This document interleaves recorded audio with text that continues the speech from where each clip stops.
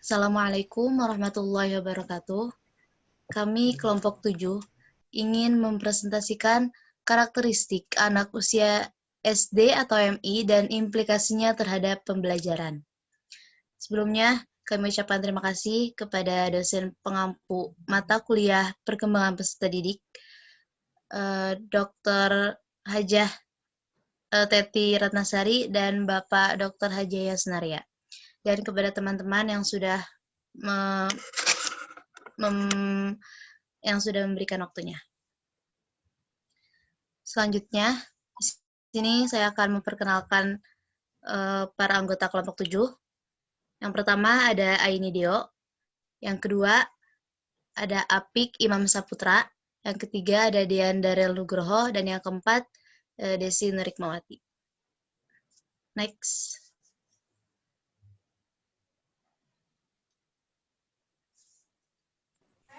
Ya, di next slide-nya. Nah, di sini kami akan membahas 4 pembahasan. Yang pertama ada pengertian karakteristik, yang kedua ada karakteristik siswa anak usia SD atau MI, yang ketiga ada perkembangan anak usia sekolah dasar, yang keempat ada implikasi karakteristik pendidikan bagi anak usia SD atau MI. Selanjutnya, pengertian karakteristik akan dibahas oleh Aini Deo. Ya, pengertian karakteristik yang pertama ada menurut Pusat Bahasa Departemen Pendidikan Nasional. Nah, karakteristik merupakan bawaan, hati, jiwa, kepribadian, budi pekerti, perilaku, personalitas, sifat, tabiat, dan watak. Adapun berkarakter merupakan kepribadian, berperilaku, bersifat, bertabiat, dan berwatak. Lalu pengertian karakteristik yang kedua ada menurut Tadkiratun Musfiroh bahwa karakter adalah mengacu pada serangkaian sikap, perilaku, motivasi, dan keterampilan. Lalu karakteristik dalam bahasa Yunani yaitu yang berarti menandai dan memfokuskan bagaimana mengaplikasikan nilai-nilai kebaikan dalam bentuk tindakan atau tingkah laku. Sehingga orang yang tidak jujur, yang kejam, yang rakus, yang perlakuannya jelek, berarti masuk pada karakter jelek.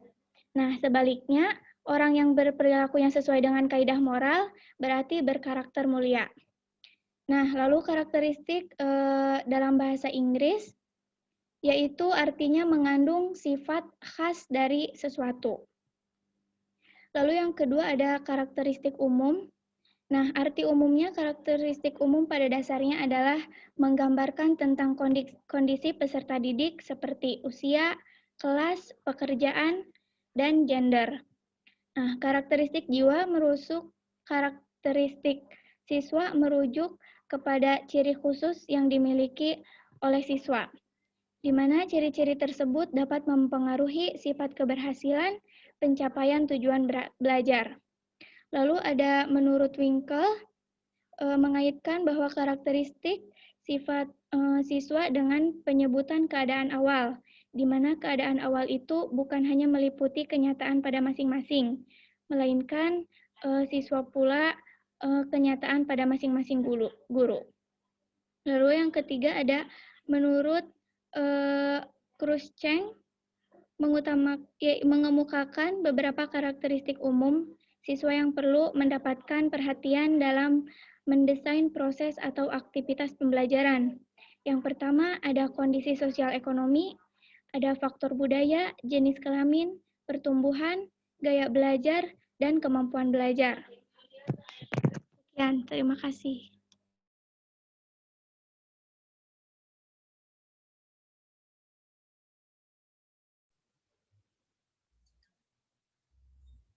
Ya, terima kasih kepada Aini Deo. Selanjutnya, next.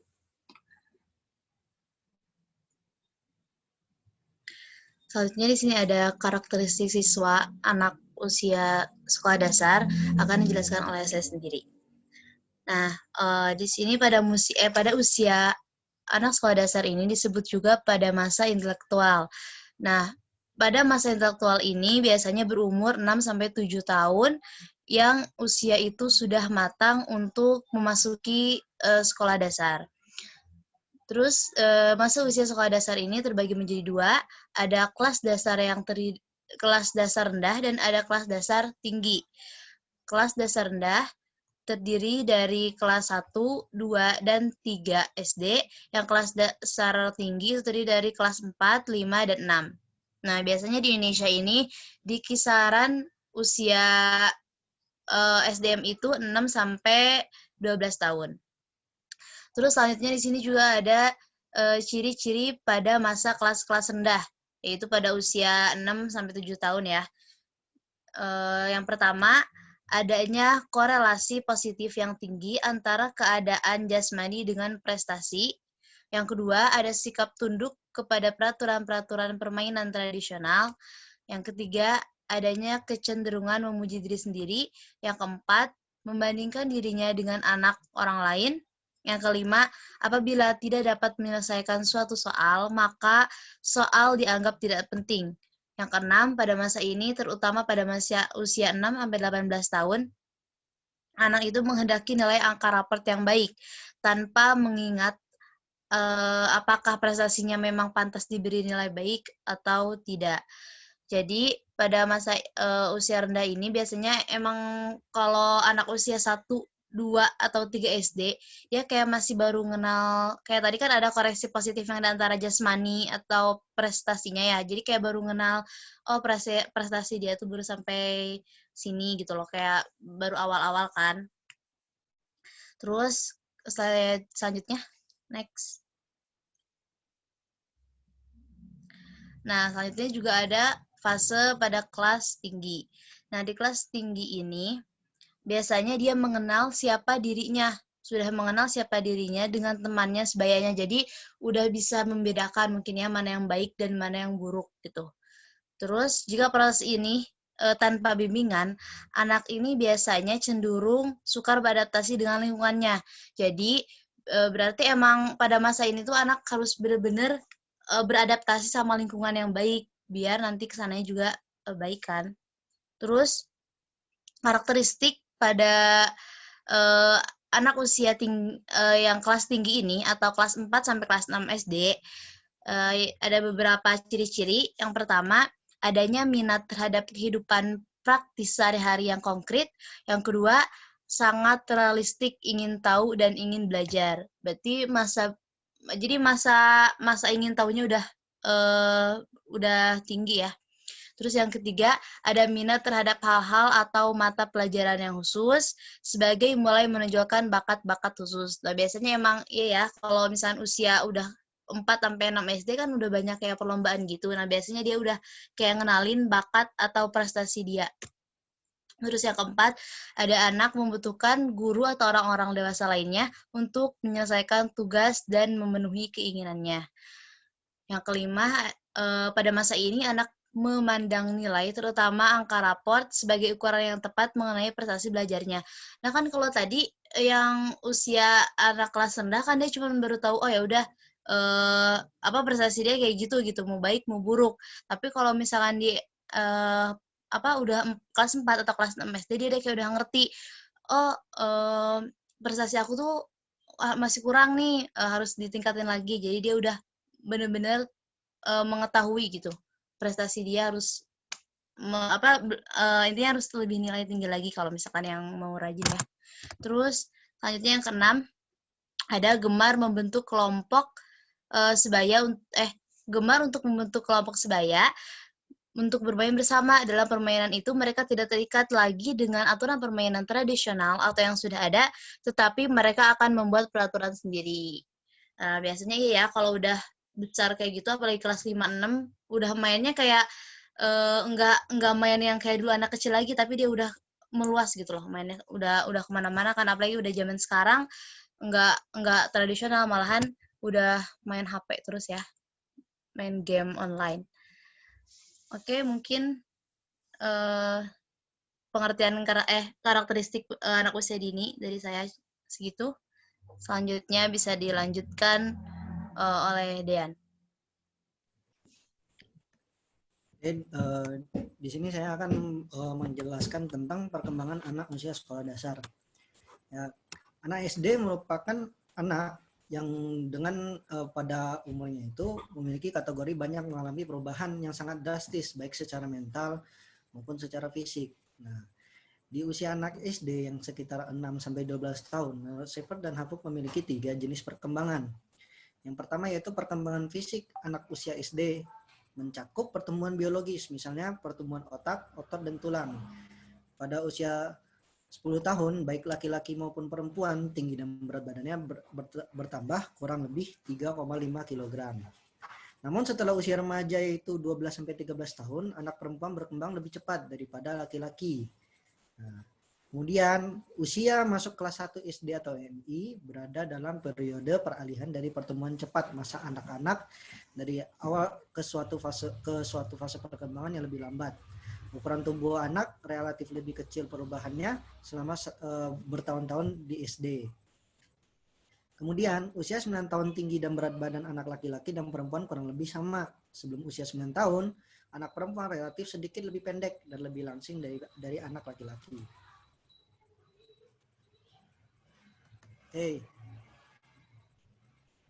Kemudian perkembangan anak usia sekolah dasar.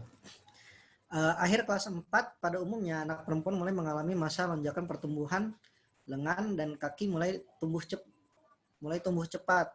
Pada akhir kelas 5 umumnya anak perempuan lebih tinggi, lebih berat dan lebih kuat daripada anak laki-laki. Anak laki-laki memulai lonjakan pertumbuhan pada usia sekitar 11 tahun. Ya, karena sebagaimana kita tahu biasanya perempuan itu masa pubertasnya itu lebih cepat daripada anak laki-laki gitu. Kemudian menjelang awal kelas 6 kebanyakan anak perempuan mendekati puncak tertinggi pertumbuhan mereka. Nah, periode pubertas yang ditandai dengan menstruasi umumnya dimulai pada umur 12-13 tahun. Anak laki-laki memasuki masa pubertas dengan ejakulasi yang terjadi antara 13-16 tahun. Kemudian perkembangan fisik selama remaja dimulai dari masa pubertas. Pada masa ini terjadi perubahan fisiologis yang mengubah manusia yang belum mampu bereproduksi menjadi mampu bereproduksi. Hampir setiap organ atau sistem tubuh dipengaruhi oleh perubahan-perubahan ini. Anak pubertas awal atau pre-pubertas dan remaja pubertas akhir atau post-pubertas berbeda dalam tampakan luar dan karena perubahan-perubahan dalam tinggi proporsi badan serta perkembangan ciri-ciri seks primer dan sekunder. Selanjutnya, yang kedua, yakni perkembangan kognitif anak usia SD atau MI. Hal tersebut mencakup perubahan-perubahan dalam perkembangan pola pikir. Ya, kita di sini membahas tentang perubahan perkembangan pola pikir ketika mereka di usia anak SD. Gitu. Tahap perkembangan kognitif individu menurut Piaget melalui 4 stadium. Yang pertama, sensori motorik, dan itu kisaran antara 0 sampai 2 tahun. Yaitu bayi lahir dengan sejumlah refleks bawaan mendorong mereka untuk mengeksplorasi dunianya. Gitu. Jadi ketika mereka masih bayi, mereka serba ingin tahu, gitu ya, serba penasaran. Karena mereka dalam tahap perkembangan sensori motorik. Yang kedua, praoperasional, yaitu usia antara 2-7 tahun. Anak-anak belajar menggunakan dan mempresentasikan orang itu dengan gambaran dan kata-kata. Tahap pemikirannya yang lebih simbolis 3, tetapi tidak melibatkan pemikiran operasional dan lebih bersifat egosentris dan intuitif ketimbang logis.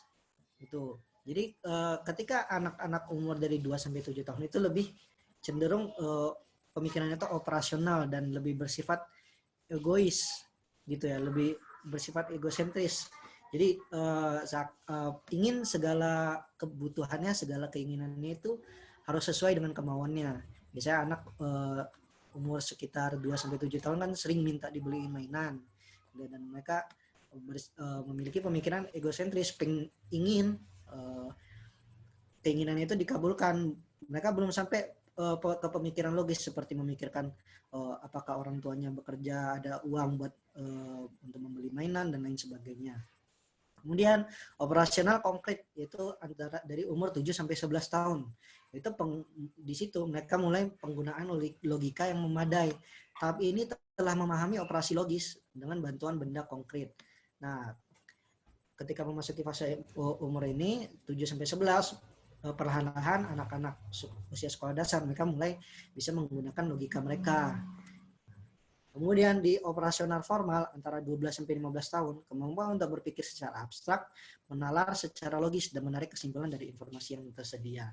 Nah, ketika perkembangan tahap formal ini, mereka bisa mengambil kesimpulan dari suatu kejadian atau dari apa yang ditangkap dari sebuah informasi, dan mereka bisa menyimpulkan dari itu.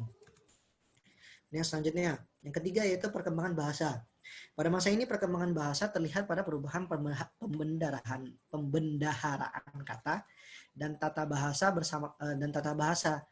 bersamaan dengan masa sekolah. Anak-anak semakin banyak menggunakan kata kerja, mulai merespon pertanyaan orang dewasa dengan jawaban yang lebih sederhana. Membaca memiliki peran penting dalam pengembangan bahasa.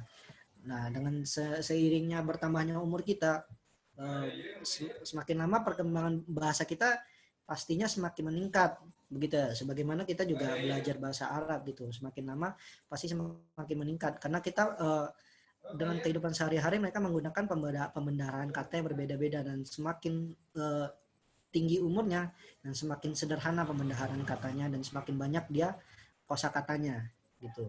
Kemudian perkembangan bicara. Berbicara merupakan alat komunikasi terpenting dalam berhubungan dengan orang lain. Bertambahnya kosakata yang berasal dari berbagai sumber menyebabkan semakin banyak pembendaharaan kata yang dimilikinya. Nah, kenapa dia bisa mendapatkan banyak kosakata ataupun banyak pembendaharaan kata? Itu disebabkan oleh komunikasinya. Salah satu komunikasi yaitu dengan berbicara. Dengan semakin banyak berbicara, semakin banyak mendapat pembendaharaan kata atau kosakata. Sebagaimana gitu juga dalam mempelajari bahasa. Sebagai lebih banyak komunikasi, banyak penerapan, maka kita akan semakin banyak tahu tentang kosakata. Kemudian yang terakhir yaitu minat membaca. Nah, pada usia 8 tahun, anak membaca penuh semangat, terutama tentang cerita-cerita hayal. Pada usia 0-12 tahun, perhatian membaca mencapai puncaknya.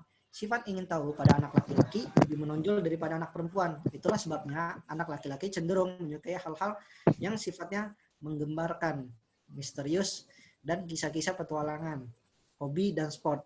Sebaliknya, anak perempuan lebih menyukai cerita kehidupan seputar rumah tangga, puisi, cerita, kisah-kisah, dan sebagainya. Makanya kenapa anak laki-laki itu lebih senang melakukan hal yang menantang, gitu ya. Ada yang suka balapan, ada yang suka muncak, gitu ya. Banyak dan lain sebagainya.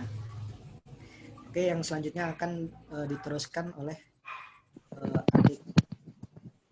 Oke, yang keempat adalah implikasi karakteristik peserta didik terhadap penyelenggaraan pendidikan bagi anak usia sekolah dasar. Yang pertama, karakteristik anak usia SD adalah senang bermain, senang bergerak, senang bekerja dalam kelompok, serta senang merasakan atau melakukan sesuatu yang secara langsung. Oleh karena itu, guru hendaknya mengembangkan pembelajaran yang mengandung unsur permainan, memungkinkan siswa berpindah atau bergerak dan bekerja atau bekerja dalam kelompok, serta memberikan kesempatan kepada siswa untuk terlibat langsung dalam pembelajaran. Yang kedua, menurut HP Goers, tugas perkembangan anak usia SD adalah sebagai berikut. Yang pertama, menguasai keterampilan fisik yang diperlukan dalam permainan dan aktivitas fisik. Yang kedua, membangun hidup sehat mengenai diri sendiri dan lingkungan. Yang ketiga, belajar bergaul dan bekerja antar teman dalam kelompok sebaya. Yang keempat, belajar menjalankan peran sosial sesuai dengan jenis kelamin. Yang kelima, mengembangkan keterampilan dasar dan membaca, menulis, dan berhitung, agar nantinya diharapkan mampu berpartisipasi dalam masyarakat. Yang keenam adalah mengembangkan konsep-konsep hidup yang perlu dalam kehidupan. Yang ketujuh, mengembangkan kata hati, moral, dan menilai-nilai sebagai pedoman perilaku. Yang kedelapan, mencapai kemandirian pribadi. Selanjutnya.